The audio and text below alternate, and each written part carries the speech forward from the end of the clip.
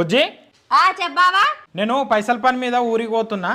పిల్లలు జాగ్రత్త, నైట్ దొంగలు పడతారు, రాత్రికి తలుపులు గట్టిగా పెట్టుకొని వండుకోండి.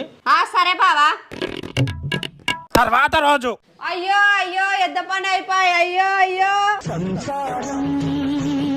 ఎద్ద పని అయిపోయి, అయ్యో అయ్యో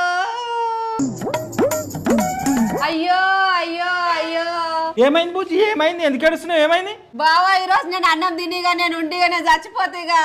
ఏమైంది? ఎందుకు తినా అంటున్నావు? ఎందుకు చచ్చిపోతా అంటున్నావు? ఏమైంది చెప్పి ఎందుకు ఏడుస్తున్నావు? బావా రాత్రి మన ఇంట్లో దొంగవాడి బీరువాలో ఉన్న 2 తులాల బంగారం ఎత్తుకుపోయిండు. నేను తినా బావిగా, నేను బతికిగా, నేను చచ్చిపోతా.